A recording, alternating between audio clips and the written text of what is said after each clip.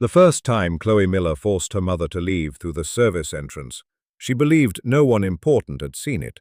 She believed the music was too loud, the champagne was flowing too freely, and the people inside her new penthouse were far too busy admiring the skyline to notice an old woman standing near the back hallway with trembling hands and a small gift wrapped in faded paper.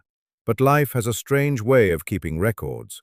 Sometimes the truth does not need an audience. Sometimes the walls remember.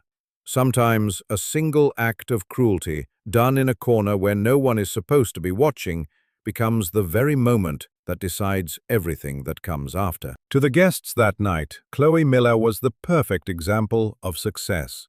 She was young, brilliant, polished, and powerful. At only 32, she had become one of the most talked-about financial attorneys on Wall Street. Her name appeared in business magazines, her opinion was quoted in articles, and her clients trusted her with fortunes most people could not even imagine.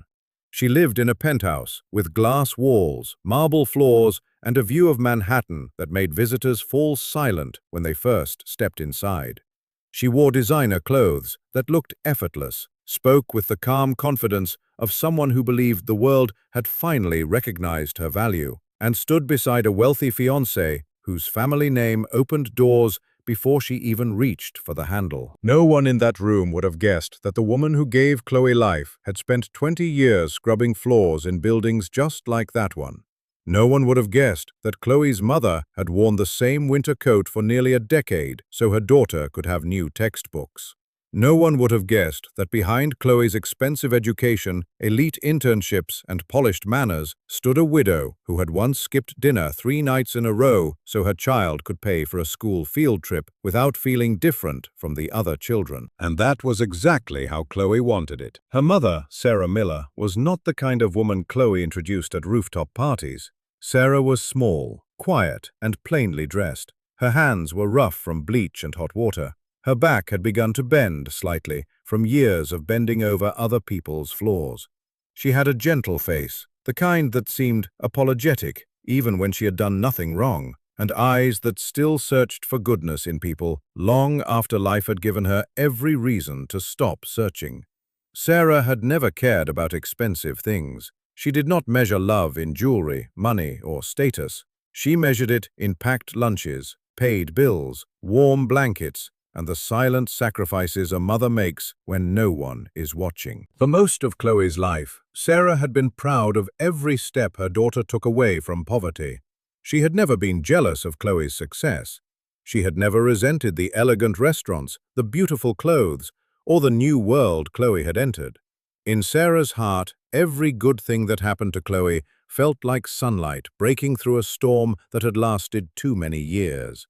Sarah had believed that if she worked hard enough, endured enough, and gave up enough, her daughter would one day stand in rooms where no one could look down on her. What Sarah never imagined was that one day Chloe would be the one looking down. Before the penthouse, before Wall Street, before the shame and the scandal, there had been a tiny apartment in Queens, where the radiator clanked through winter nights and rain leaked through the ceiling near the kitchen window. Sarah had moved there with Chloe after her husband David died in a construction accident. David had been the kind of man who came home with dust on his boots and tenderness in his voice. He had believed in honest work, in saving what little he could, and in building a future for his daughter with hands that were always bruised but never idle. On the morning he died, he had left before sunrise, kissed Sarah on the forehead, and carried Chloe for a moment while she was still half asleep. Chloe was too young to remember the weight of his arms, but Sarah remembered everything. She remembered the smell of coffee. She remembered the sound of David's keys. She remembered the lunchbox she had packed for him and the apple she had tucked beside his sandwich. By that afternoon, the world Sarah knew had collapsed. The company called it an accident. The men in clean suits used careful words that sounded polite but felt cold. They spoke of procedure, liability, paperwork, and settlement. They offered Sarah a check that seemed large to a young widow who had never seen so many zeros together, but it was not enough to replace a husband, not enough to raise a child, and certainly not enough to erase the truth that someone had ignored safety warnings because fixing them would have cost money. Sarah did not know how to fight men like that. She had no lawyer she could afford, no family with influence, no time to grieve properly. She had a little girl who needed food, rent, and a mother who could keep standing even when her knees wanted to give out. So Sarah signed papers she barely understood. She accepted less than David's life was worth, and from that day forward, she carried two kinds of grief. One was for the man she loved. The other was for the justice she had been too poor and too alone to demand. But she made herself a promise. David's daughter would not be trapped by the same powerlessness. Chloe would have choices. Chloe would learn the language of the people who made decisions in rooms Sarah was never allowed to enter. Chloe would be educated enough, strong enough, and respected enough that no one could silence her with a form and a signature. That promise became Sarah's life. She took the first cleaning job that would hire her, then another, then a weekend position caring for an elderly woman whose family paid late but paid enough. When Chloe started school, Sarah arranged her shifts around drop-off and pick-up. When Chloe needed uniforms, Sarah took in laundry from neighbors. When Chloe needed tutoring, Sarah cleaned the tutor's office after hours for a discount. There were nights when Sarah came home so tired she had to sit on the stairs before climbing to the apartment. But the moment Chloe opened the door with a homework question, Sarah smiled, as if tiredness belonged to someone else. Chloe grew up watching her mother's sacrifices, though she did not always understand them. As a child, she loved Sarah with the pure, uncomplicated devotion children have before the world teaches them embarrassment. She would run into her mother's arms, even when Sarah smelled of cleaning chemicals. She would fall asleep at the kitchen table while Sarah mended clothes under a weak yellow lamp. She would draw pictures of her mother wearing a crown, because to Chloe, Sarah was the strongest person in the world. In those early years, Chloe was not ashamed. She was proud. When teachers praised her intelligence, she came home glowing, and Sarah listened as if each word was a medal. When Chloe won a scholarship to a better private school, Sarah cried into a dish towel so Chloe would not see how overwhelmed she was. The tuition was still expensive, even after financial aid, and the other costs seemed to appear like weeds after rain. There were technology fees, activity fees, exam fees, summer programs, competition trips, and shoes that had to look like the shoes other girls wore. Sarah never let Chloe know how close she came to falling behind. She simply worked more hours. She ate less. She told her daughter she had already eaten at work, when the truth was that she had saved her portion so Chloe could have seconds. At the private school, Chloe began to understand the shape of class. She learned that some children did not check price tags. She learned that some mothers arrived in sleek cars, wore perfume that lingered in the hallway, and spoke casually about vacations abroad. She learned that some fathers donated entire libraries, and that some classmates lived in homes with rooms no one used. At first, Chloe felt small beside them. Then, she became determined. She studied harder than anyone. She corrected her accent. She watched how wealthy girls carried themselves, how they laughed without covering their mouths, how they mentioned family connections as if they were weather. Sarah saw the changes, but she mistook them for confidence. When Chloe stopped bringing friends home, Sarah told herself the apartment was too small and teenagers needed privacy. When Chloe asked her not to wear her work uniform near the school gate, Sarah told herself Chloe was growing up and easily embarrassed. When Chloe became irritated by Sarah's grammar, Sarah laughed gently and thanked her daughter for teaching her. She never recognized the first small cracks as warnings. A mother who has spent years trying to lift her child often does not notice when the child begins to look at her from above. By the time Chloe reached college, ambition had become her armor. She earned a place at an elite university and then a spot at a top law school. Sarah celebrated each acceptance letter as if heaven itself had written it. To pay what scholarships did not cover, she worked in hotel housekeeping in the mornings, cleaned office bathrooms at night, and took seasonal jobs whenever she could. She gave up the idea of visiting David's grave every Sunday because Sunday became another work day. She sold her wedding earrings one winter when a tuition payment came due earlier than expected. She told Chloe the earrings were old and out of style, though she cried after leaving the pawn shop because David had bought them with 3 months of saved tips from side jobs. Chloe never asked where the money came from. At first, she assumed her mother had saved more than she realized. Later, when she began to suspect the truth, she avoided thinking about it. Gratitude is heavy when it demands humility, and Chloe was trying very hard to become someone untouched by need. Law school sharpened her. It taught her how to argue, how to analyze contracts, how to speak in rooms where everyone wanted to sound smarter than everyone else. It also taught her that background could be edited. People asked where she was from, and she learned to answer vaguely. They asked what her parents did, and she learned to shift the conversation. Sarah became, in Chloe's public life, a soft blur at the edge of the frame. A widowed mother, yes, but not a maid, not a cleaner, not a woman who rode the subway before dawn with cracked hands and discount shoes. Sarah attended Chloe's graduation in a simple navy dress she had bought on clearance. She sat high in the back because the better seats were reserved, but she held herself with the dignity of a queen. When Chloe's name was called, Sarah stood before anyone else did. She clapped so hard her palms hurt. For one beautiful moment, she saw not the distance growing between them, but the little girl who once drew crowns on scrap paper. She believed the suffering had been worth it. Chloe hugged her afterward, but quickly. She looked around while doing it. She introduced Sarah to classmates as her mother, but did not mention what Sarah had done for work. Sarah noticed, because mothers notice everything, but she told herself not to be sensitive. This was Chloe's day.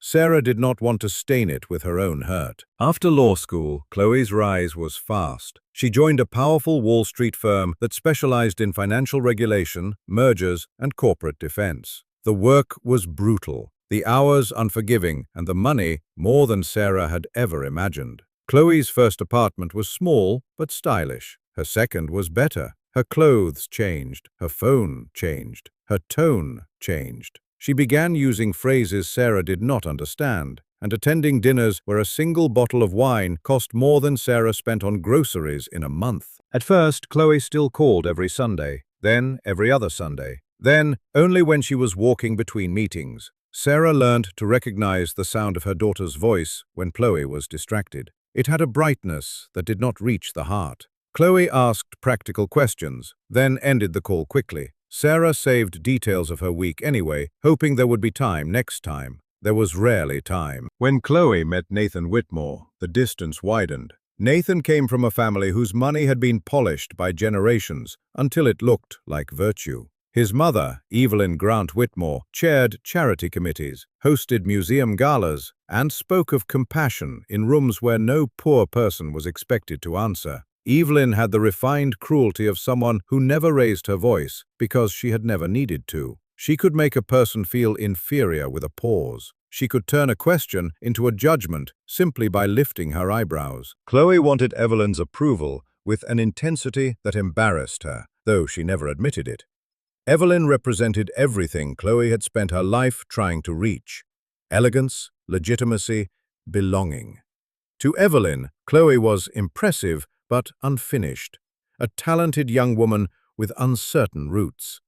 Chloe sensed that her future mother-in-law was always searching for something beneath the surface, some trace of poverty that might embarrass the Whitmore name. Instead of resisting that judgment, Chloe began helping her. She mentioned her mother less.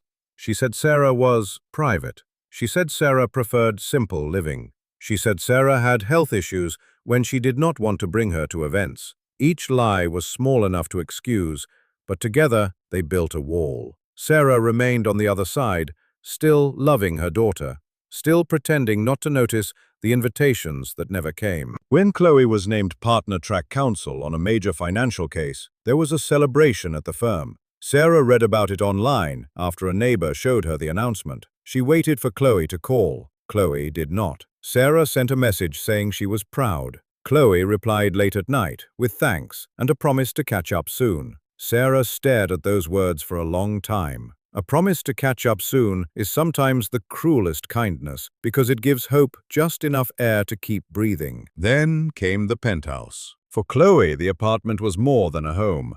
It was proof. It stood high above the city, far from the cramped rooms, leaking ceilings, and old fears of her childhood. Every surface reflected success. The kitchen had appliances Sarah would have been afraid to touch. The windows stretched from floor to ceiling. At night, the city glittered below, like a field of stars someone had spilled at Chloe's feet. She told herself she had earned it. She told herself this was what her mother had wanted for her. But somewhere deep inside, beneath the expensive furniture and curated art, Chloe knew she was not only moving upward, she was trying to erase where she had come from. The housewarming party was planned with precision. Clients, colleagues, Nathan's friends, Evelyn's circle, and a few influential partners were invited. A caterer was hired. A florist arranged white orchids in tall glass vases. A pianist played softly in the corner. The guest list was not large, but every name mattered. Chloe spent the afternoon walking through the rooms, making sure nothing looked ordinary. She wanted the night to say what she could not say aloud, that she belonged among them. Sarah was not invited. Chloe told herself her mother would feel uncomfortable. She told herself Sarah did not enjoy parties. She told herself it was kinder not to expose Sarah to people who might judge her. But the truth was simpler and uglier. Chloe was afraid. She was afraid Sarah's coat would look cheap beside the designer dresses, afraid her hands would reveal too much, afraid Evelyn would hear her accent, ask about her work, and understand everything Chloe had tried to soften. Afraid the people in the room would look at Chloe and see not a self-made attorney, but a cleaner's daughter. That evening, Sarah sat alone in her apartment with a small wrapped box on the table. Inside was David's old watch. It no longer worked perfectly, and the leather strap was worn, but it was the only thing of his Sarah had never sold. David had once said that when Chloe became grown, she should have it, not because it was valuable, but because it belonged to the hand that had worked for her future before she could even speak. Sarah had waited years for the right moment. A new home seemed right. A home high above the city, purchased by the daughter David had adored, seemed like the kind of milestone he should somehow be part of. Sarah also carried a homemade lemon cake because Chloe had loved lemon cake as a child. She knew it was not fashionable. She knew the party would have catered desserts. But love is not always elegant. Sometimes it arrives in foil, carried on the subway by a mother who still remembers what made her child smile at age 7. Sarah did not intend to stay long. She only wanted to give Chloe the watch, see the apartment, and say how proud she was. She wore her best coat and comfortable shoes. Her hands trembled with nerves as she reached the building. The doorman looked at her uncertainly, then asked for a name. Sarah gave Chloe's name with shy pride. After several calls and a long pause, someone from the catering staff let her in through a side entrance, assuming she was extra help. Sarah did not correct them quickly enough. Years of being treated as invisible had trained her not to make trouble. Upstairs, the party shimmered. Laughter floated through the rooms. Glasses clinked. Conversations rose and fell like music. Sarah stepped inside and stopped near the hallway, overwhelmed by beauty and by the sudden realization that her daughter now lived in a world where Sarah did not know how to stand. For a moment, she simply watched Chloe from a distance. Chloe looked radiant. Her hair was smooth, her dress elegant, her smile controlled and bright. Sarah's heart swelled with a joy so strong it almost hurt. Then Chloe saw her. The smile did not fade all at once. It tightened first. Chloe's eyes moved from Sarah's face to the coat, the cake, the wrapped box, the sensible shoes. Then she glanced toward Evelyn, who was speaking with a senior partner near the windows. In that instant, Sarah understood something she had been trying not to understand for years.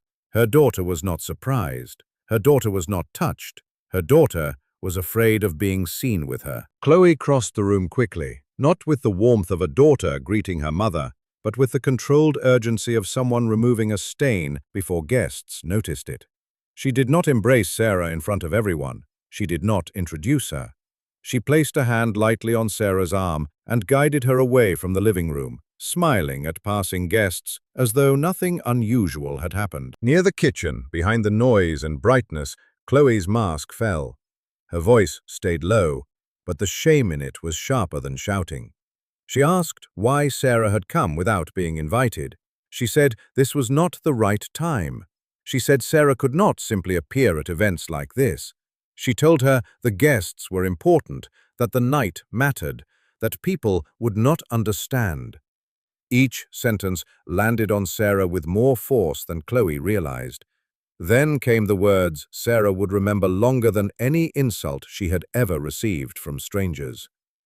Chloe made it clear that she could not have her mother walking through the party looking like staff. For a few seconds, Sarah did not move.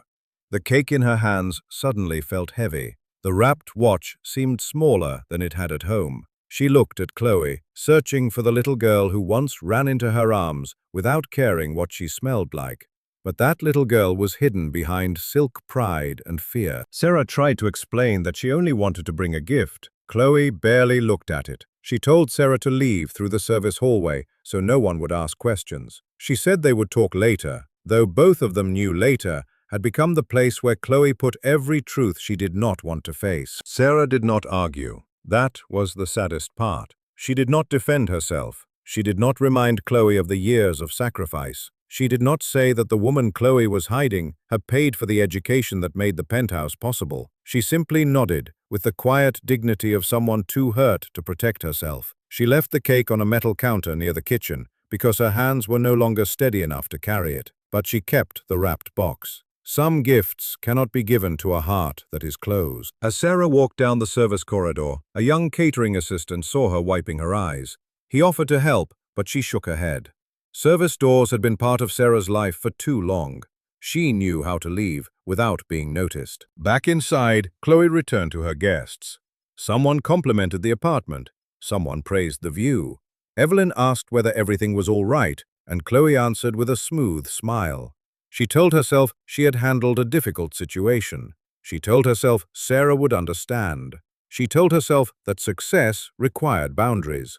But the truth had already entered the room, even if no one spoke its name.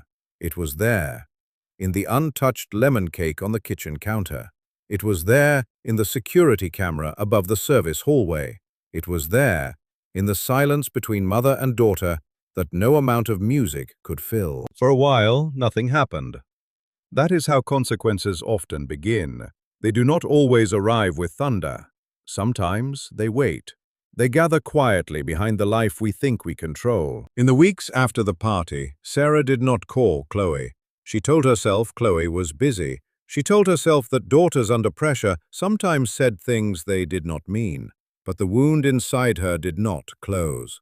She moved through her work with the same patience as always, cleaning homes where families left breakfast dishes in sinks, and offices where powerful people dropped confidential papers beside trash bins.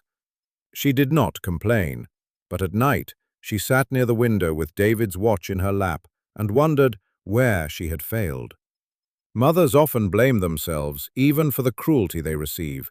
Sarah wondered whether she had loved Chloe too softly, sacrificed too silently, allowed her daughter to believe that love did not have a cost. Chloe, meanwhile, rose higher. The major case that made her name involved a financial firm accused of misleading investors and hiding risky transactions through complex structures. Chloe was not the only lawyer involved, but she was one of the most visible. She was praised for her precision, her calm under pressure, and her ability to make dangerous facts sound harmless. The client loved her. The partners trusted her. Nathan admired the way she seemed untouchable. But Chloe was not untouchable. No one is. Inside the case were documents that troubled her. Certain transfers looked suspicious. Certain disclosures had been delayed. Certain people had signed statements that did not match internal communications. Chloe noticed these things because she was smart. She also ignored them because noticing them too deeply would have threatened everything she had built. She told herself that her role was legal strategy, not moral judgment. She told herself every major client had messy records. She told herself that if there were real wrongdoing, someone above her would handle it. These were the kinds of lies educated people tell themselves when the truth is expensive. One document in particular should have stopped her. It referenced a shell account connected to hardship funds, meant for injured workers and low-income claimants, in a related settlement structure. The money had been delayed, redirected, and used temporarily to cover private losses before being replaced on paper. The language was technical, but the meaning was simple. People who needed money had been made to wait, while powerful people protected themselves. For a brief moment, Chloe thought of her father. She thought of Sarah, sitting across from men in suits, signing away justice because she could not afford a fight. The memory rose like a hand from deep water. Then Chloe pushed it down. She chose the client. She chose the firm. She chose the version of herself that did not have room for poor people's pain unless it appeared in a speech at a charity event. The case settled quietly. The client survived. Chloe's reputation grew. She was invited to speak on panels about regulatory resilience and crisis management. Nathan's family became warmer toward her. Evelyn began introducing Chloe with a possessive pride, as if she had discovered and refined her. The wedding plans expanded. Everything looked perfect from the outside. Then a whistleblower appeared. The story broke on a Monday morning, first through a financial blog, then through larger outlets, then across every screen in Chloe's world. The documents were devastating. They suggested that senior executives had misled investors, misused funds, and relied on legal teams to bury evidence behind carefully constructed language. Chloe's name appeared not as the mastermind, but as one of the attorneys copied on key communications. In the public imagination, that distinction did not matter. Her face, once associated with brilliance, became attached to scandal. At first, Chloe believed the firm would protect her. She had protected the client. She had worked late nights, missed holidays, defended impossible positions, and made powerful people richer. Surely they would stand by her. But institutions that teach loyalty rarely practice it when blame becomes useful. The partners expressed concern. They launched an internal review. They said they were cooperating fully. They praised Chloe's talent while distancing themselves from her decisions. Within days, she became a convenient container for everyone else's guilt. Clients stopped returning calls. Reporters waited outside the building. Her inbox filled with messages that began politely and ended with termination of services. Her photograph disappeared from the firm's website before anyone had the courage to tell her directly. The same colleagues who had once praised her now spoke in careful phrases, as if kindness might be interpreted as involvement. Nathan tried to appear supportive at first. He visited her apartment, sat beside her on the expensive sofa, and spoke of waiting for the facts. But he had been raised in a world where reputation was treated like porcelain, beautiful, useful, and never worth keeping once cracked. As the scandal grew, his concern shifted from Chloe's suffering to the Whitmore family's exposure. Evelyn moved faster. She did not rage. She simply became unavailable. Wedding appointments were postponed. Guest lists were paused. A family ring that had been promised was suddenly being cleaned, stored, reconsidered. Chloe told herself Nathan was under pressure. She told herself love would survive bad headlines. But when he finally ended the engagement, he did it with the controlled sadness of a man protecting his own image. He made it sound mutual. He made it sound tragic. He made it sound as if the world had forced him to step away. Chloe listened and realized that she had mistaken admiration for love. Nathan had loved the woman reflected in glass towers, not the woman standing in their shadow. Within 3 months, Chloe lost the penthouse. The legal fees alone began eating through her savings. The firm did not fire her immediately. It placed her on leave, then allowed her resignation to look voluntary. That small mercy was not mercy at all. It simply made the firm cleaner on paper. Her professional network collapsed with terrifying speed. Invitations vanished. Former friends became busy. People who had once begged for her time now treated her like a risk. The city she had conquered became cold. She moved to a small rented room in the Bronx because it was all she could afford, while fighting investigations and trying to rebuild. The room smelled faintly of damp carpet and old paint. The radiator hissed at night. The window faced a brick wall. For the first time in years, Chloe heard neighbors through thin walls and remembered the apartment where Sarah had raised her. The memory no longer felt like something to escape. It felt like an accusation. Poverty did not arrive for Chloe as it had for Sarah. Chloe still had education contacts and a name people recognized, even if they recognized it for the wrong reasons. But humiliation has many forms. For Chloe, it was buying cheap groceries while wearing a coat that had once drawn compliments at private dinners. It was riding the subway with a folder of legal documents pressed to her chest. It was seeing her own face in online articles and reading comments from strangers who seemed to know everything except her heart. It was realizing that the people she had spent years impressing had disappeared the moment she stopped being useful. She thought of calling Sarah many times. Her thumb hovered over the number, but shame held her back. Not the old shame, the ugly shame of being seen as a maid's daughter. This was different. This was the shame of knowing she had wounded the only person who would have answered. Chloe could handle public disgrace more easily than she could handle her mother's forgiveness. Condemnation might have allowed her to defend herself. Forgiveness would leave her with nowhere to hide. One cold evening, after a long meeting with an attorney who warned her that she might face disciplinary action and possibly criminal inquiry if investigators interpreted certain emails harshly, Chloe returned to her rented room and found a paper bag outside the door. Inside were groceries, soup in a sealed container, and a small envelope with cash. There was no note. For a moment, Chloe assumed it had been left by mistake. But the soup was chicken and rice with ginger, the same soup Sarah had made whenever Chloe was sick as a child. Chloe sat on the bed and stared at it until the tears came. They came without elegance, without control. They shook her whole body. She cried for the career she had lost, for the fiancé who had left, for the friends who had vanished. But beneath all that, she cried for the memory of her mother, standing near the kitchen at the penthouse with a cake in her hands. She had spent years fearing that Sarah would embarrass her, and now the only food in her room had come from the woman she had embarrassed. The next day, Chloe tried to call. Sarah did not answer, not because she was punishing Chloe, but because she was at work. Chloe imagined her mother cleaning someone else's bathroom, while Chloe sat surrounded by legal documents and disgrace. The thought was unbearable. A week later, Sarah came in person. Chloe opened the door expecting the landlord, and there stood her mother in the hallway, holding another bag of food. Sarah looked older than Chloe remembered, not because much time had passed, but because Chloe was finally seeing her. She saw the lines near Sarah's mouth, the stiffness in her hands, the tiredness behind her eyes. She saw the coat from the penthouse night, carefully brushed, but still worn. She saw a woman who had been hurt deeply and had come anyway. For a long moment, neither of them moved. Chloe wanted to apologize, but the words were too small for the damage. She wanted to fall into Sarah's arms, but she did not know whether she still had that right.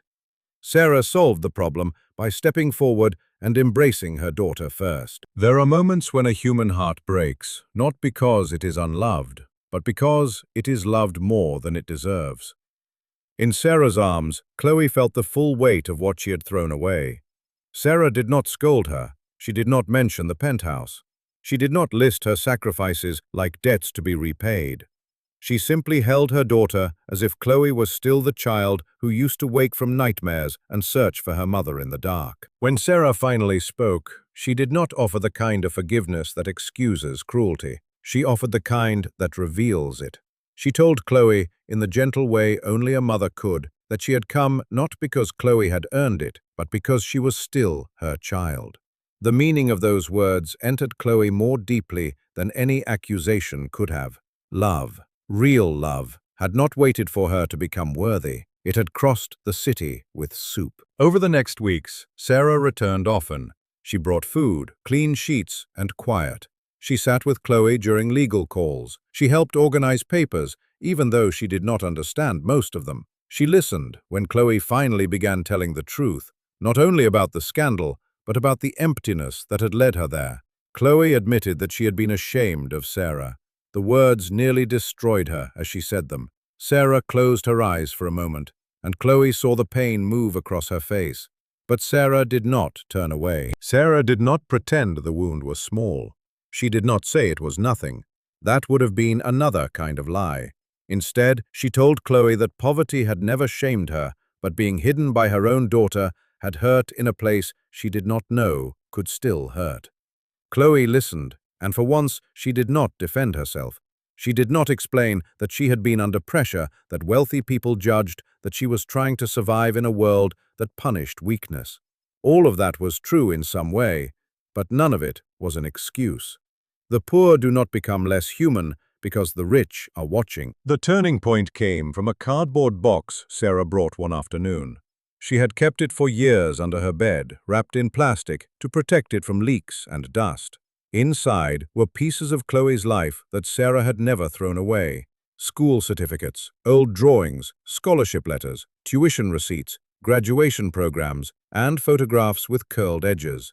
There were also pawn tickets, medical bills, and letters from creditors Chloe had never seen. Slowly, painfully, Sarah explained what each paper meant. Chloe learned that the year she attended a summer debate program, Sarah had sold David's wedding watch chain and worked overnight shifts for 6 weeks. She learned that when she needed a laptop in college, Sarah had delayed a dental procedure until an infection became serious. She learned that a scholarship gap during law school had been covered by the sale of Sarah's wedding earrings, the same earrings Chloe had once assumed were lost. She learned that Sarah had turned down a chance to move into a better apartment because the deposit would have reduced the money saved for Chloe's bar exam expenses. Then Sarah took out the wrapped box from the penthouse night. The paper was creased now, but still intact. Inside was David's watch. Chloe lifted it with shaking hands. It was heavier than it looked. The face was scratched, the second hand uneven, the strap worn soft by years of use. Sarah told her that David had wanted Chloe to have it when she became a grown woman, not as a treasure of money, but as a reminder of honest work and love that begins before memory. Chloe pressed the watch against her chest and bent forward as if the grief had become physical. In that moment, the entire architecture of Chloe's pride collapsed. She had believed she had climbed alone. She had believed she had transformed herself through talent and discipline. She had believed Sarah belonged to the past, a painful beginning she had outgrown. But the papers in that box told a different story. Chloe had not risen from nothing. She had risen from her mother's back, her mother's hunger, her mother's sleeplessness, her mother's willingness to disappear so Chloe could shine. The next stage of Chloe's life did not become easy. Forgiveness did not erase consequences. Investigators still called. Her license remained at risk. Former clients did not return. Nathan did not come back, and eventually Chloe stopped wanting him to. The penthouse belonged to someone else. Her reputation remained stained. But for the first time in years, Chloe began making choices that did not come from fear. With the help of a public defender friend from law school and an ethics attorney willing to take reduced fees, Chloe cooperated fully with the investigation. She handed over documents. She admitted where she had failed to escalate concerns. She explained the pressure inside the firm, without pretending pressure had removed her responsibility. Her honesty did not make everyone forgive her. Some people called it strategy. Some said she was saving herself. Maybe part of that was true. Human motives are rarely pure at first, but each truthful act pulled her a little farther from the woman who had hidden her mother in a service hallway. As the scandal unfolded, the deeper wrongdoing began to surface. Senior partners had known more than they admitted. Executives had directed the misuse of funds. The firm had created a culture where young attorneys learned to treat moral discomfort as a career obstacle. Chloe was not innocent, but she was not the architect.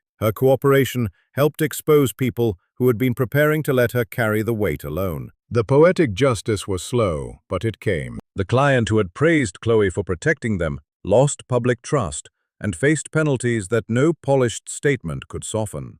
Executives who had hidden behind legal complexity were forced to answer plain questions in public. The senior partner, who had encouraged Chloe to keep concerns off formal records, resigned after internal emails showed he had done the same thing for years.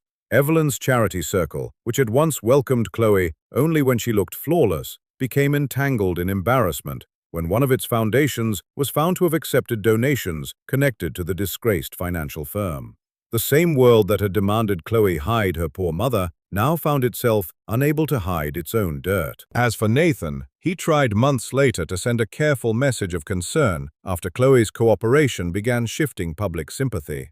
By then, Chloe understood him. He was not evil in the dramatic way stories often prefer. He was simply weak where love required courage. He had wanted a bride who made his family look generous and modern. He had not wanted a wounded woman with a complicated truth. Chloe did not hate him. Hatred would have kept him too important. She simply let him remain in the life he had chosen. The most difficult justice was the one Chloe had to deliver to herself. She had to look at the parts of her ambition that had become cruelty.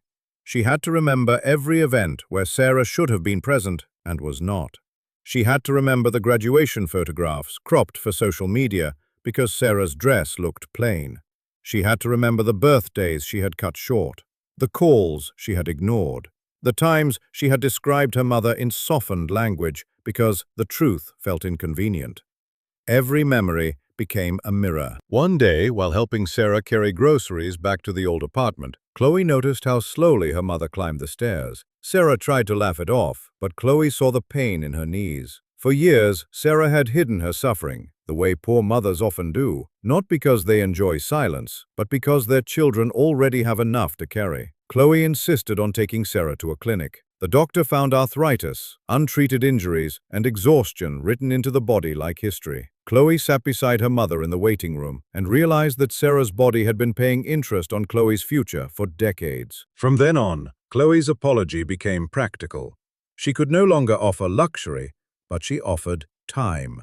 She took Sarah to appointments. She learned how to cook the simple meals Sarah liked. She helped repair the apartment. She stopped treating service workers as background figures and began seeing the hidden labor that held the city together. In office lobbies, restaurants, train stations, and apartment buildings, she saw Sarah everywhere. Women wiping counters, men emptying trash, immigrants carrying supplies, elderly cleaners moving carefully before dawn. People who made comfort possible for others while receiving almost none of it themselves. This seeing changed her more than disgrace had. Disgrace had stripped away her status. Seeing gave her back her humanity. Eventually, Chloe received an invitation to speak at a modest legal ethics forum organized by a non-profit. It was not glamorous. There were no chandeliers, no champagne, no powerful families measuring each other through small talk. The room was plain, with folding chairs and a coffee table near the back. But the audience was real: young lawyers, students, advocates, and workers who had been affected by financial abuse. Chloe almost declined. She was not sure she deserved to speak about ethics after failing her own test. Sarah encouraged her to go, not to restore her image, but to tell the truth in a room where truth might help someone else. Chloe asked Sarah to come with her. This time she did not ask Sarah to wait outside. She did not suggest a back entrance. She did not worry about the coat, the shoes, or the hands. She walked in beside her mother, slowly, as if each step corrected one taken in the wrong direction, years before. When people greeted Chloe, she introduced Sarah clearly and proudly as her mother, the woman who had raised her, educated her, and saved her life in more ways than one. Sarah looked embarrassed by the attention, but Chloe did not let the moment pass. For once, she allowed the world to see the source of her strength. When Chloe spoke, she did not perform the polished version of remorse that public figures often use to survive scandals. She did not say mistakes were made. She did not hide behind passive language. She spoke as a woman who had confused success with worth, access with love, and status with safety. She explained how ambition can become dangerous when it teaches people to feel superior to those who sacrificed for them. She acknowledged that she had failed professionally by ignoring warning signs, but she also acknowledged the deeper moral failure that had made that professional failure possible. She had trained herself not to see people without power. Then she spoke of Sarah. She did not reveal private details to exploit her mother's pain. She did not turn Sarah's sacrifices into a performance. She simply gave honor where honor had been overdue. She told the room that every title she had ever earned had been built on a woman who cleaned houses, skipped meals, sold precious memories, and kept loving a daughter who had forgotten how to be grateful. She admitted that she had once been ashamed of the very hands that had fed her. The room grew still. Sarah lowered her eyes, not from shame, but because praise can feel overwhelming to those who have lived too long without it. That apology did not make headlines everywhere. It did not restore Chloe to her old life. But a short clip spread online, not because it was dramatic, but because it was true. People recognized Sarah. They recognized their own mothers, fathers, grandparents, and guardians in her. They recognized the quiet workers who give everything so another generation can stand taller. Messages began arriving from strangers who had been moved not by Chloe's fall, but by Sarah's love. Some wrote that they had called their parents after watching. Some wrote that they had apologized. Some wrote that they had never understood the cost of their own opportunities until then. For Sarah, none of that mattered as much as the car ride home. Chloe held her hand at red lights. The city passed outside the windows, loud and indifferent. But inside the car, there was a peace neither of them had known for years.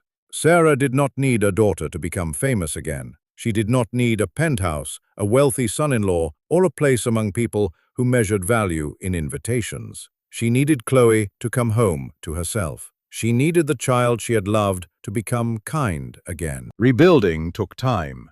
Chloe's legal consequences were serious, but not final in the way she had feared. Because she cooperated, and because evidence showed higher-level wrongdoing, she avoided prison.